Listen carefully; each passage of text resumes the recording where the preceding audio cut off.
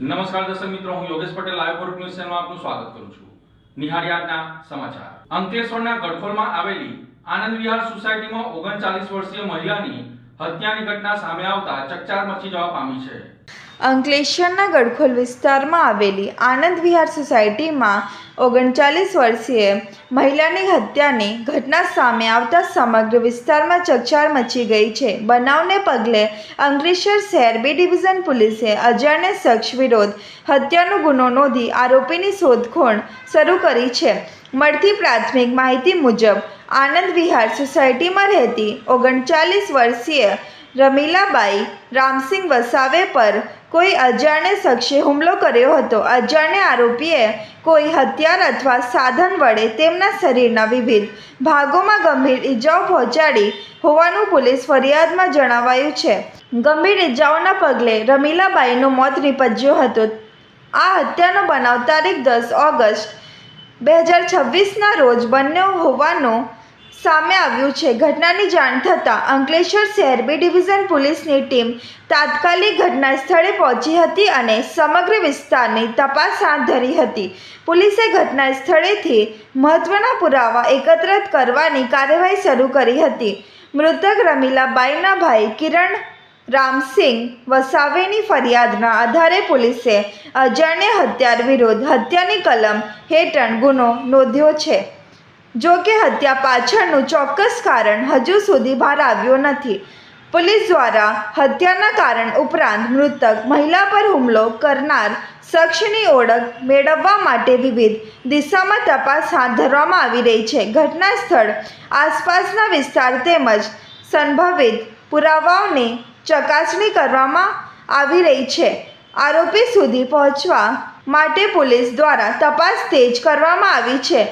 આ બનાવથી આનંદ વિહાર સોસાયટી સહિત ગડખોલ વિસ્તારમાં ભયનો માહોલ સર્જાયો છે. રહેણાંક વિસ્તારમાં બનેલી હત્યાની ઘટનાને પગલે સ્થાનિકોમાં પણ ચિંતા ફેલાઈ છે. પોલીસે વહેલી તકે હત્યાનો ભેદ ઉકેલી આરોપીને ઝડપી પાડવા કાર્યવાહી હાથ ધરી છે. અંકલેશ્વરના એપલ પ્લાઝામાં આવેલી રાજહંસ સિનેમામાં ચાલુ શોમાં ભીષણ આગ ફાટી નીકળતા દોડધામ મચી જવા પામી હતી. અંકલેશ્વરના કાપોદ્રા પાટિયા નજીક આવેલા એપલ પ્લાઝા સ્થિત રાજહંસ સિનેમામાં ભીષણ આગ લાગતા ભારે દોડધામ મચી હતી. ચાલુ ફિલ્મ દરમિયાન સ્ક્રીન નંબર 3માં અચાનક આગ ભભૂકી ઉઠતા સિનેમા હોલમાં અફરાતફરીનો માહોલ સર્જાયો હતો. આગની ઘટનામાં 2 લોકો અંદર ફસાઈ ગયા હતા, જેમને ફાયરના જવાનોએ રેસ્ક્યુ ઓપરેશન હાથ ધરી સલામત રીતે બહાર કાઢવામાં આવ્યા હતા. ઘટનાની જાણ થતાં તાત્કાલિક વીજ પુરવઠો બંધ કરી દેવામાં આવ્યો હતો.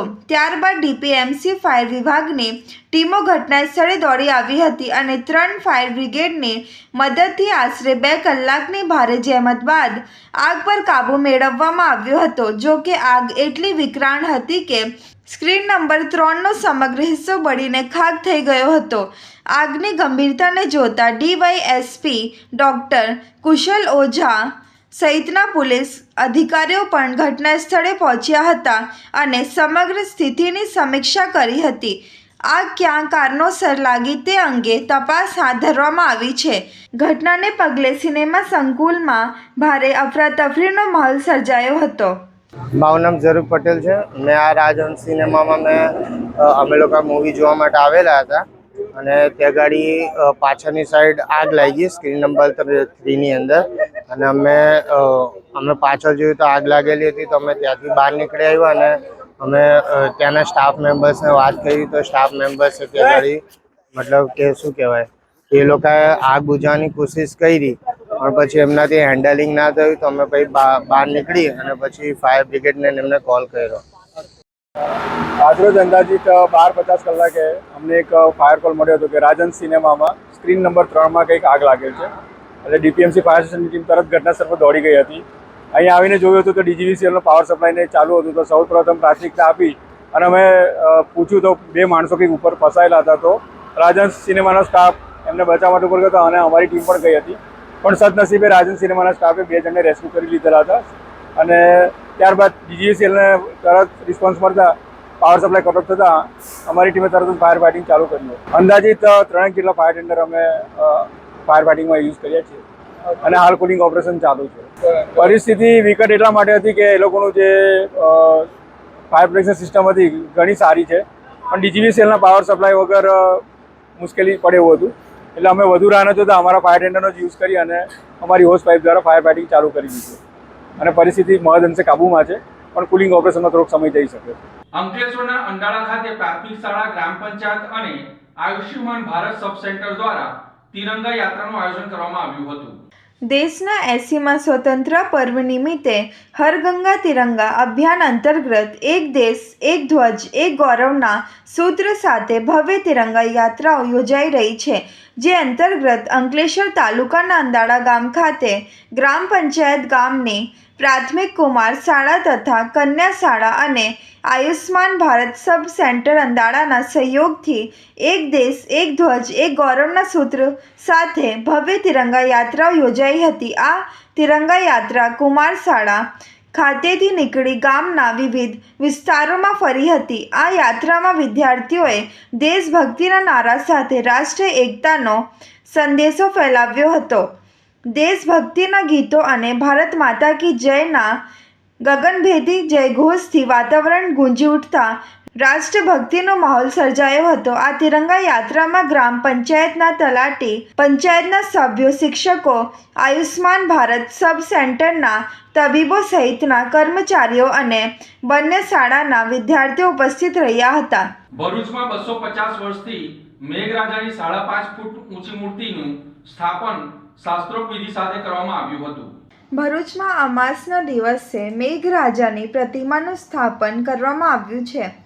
છપ્પનિયા દુકાનના સમયમાં વરસાદની માંગ સાથે ભોઈ સમાજના લોકોએ અષાઢ વદ 14ની રાત્રે માટીની લગભગ 5.5 ફૂટ ઊંચી મેઘરાજાની કલ્પિત મૂર્તિ બનાવી હતી. તેમણે મેઘરાજા પાસે વરસાદની પ્રાર્થના કરી હતી. અનેક વિનવણીઓ છતાં વરસાદ નહીં વરસતા લોકોએ મૂર્તિ ખંડિત કરી નાખવાની ચીમકી આપી હતી, પણ મળસ્કે વાતાવરણમાં પલટો આવ્યો હતો અને ધોધમાર વરસાદ વરસ્યો હતો. વૈશાખથી અષાઢ વદ 14ની રાત્રિએ મેઘરાજાની પ્રતિમા બનાવી તેની સ્થાપના કરવાની પરંપરા ચાલી આવે છે. સમગ્ર વિશ્વમાં માત્ર ભરૂચમાં સાતમ, આઠમ, નોમ અને દસમ એમ 4 દિવસ મેઘરાજાનો મેળો ભરાય છે, જેમાં સમગ્ર રાજ્યમાંથી ભાવિક ભક્તો ઉમટી પડે છે.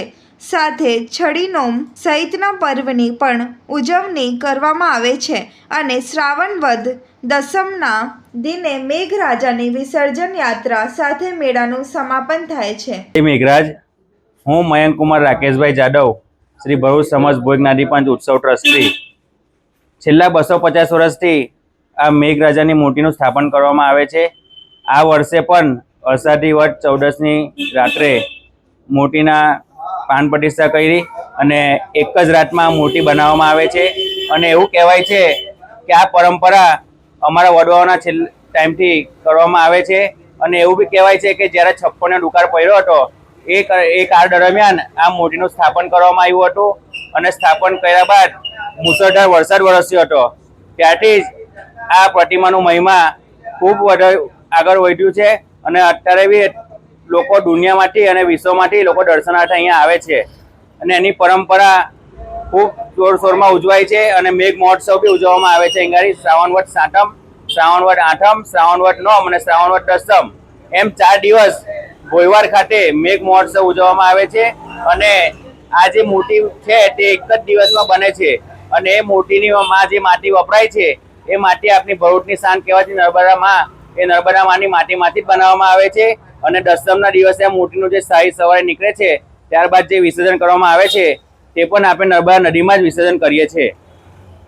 અંકલેશ્વરમાં એસઓજી પોલીસે ગાંજા અને મેફેડ્રોનના ડ્રગ્સનો જથ્થો ઝડપવાના મામલામાં વધુ એક આરોપીની ધરપકડ કરી છે.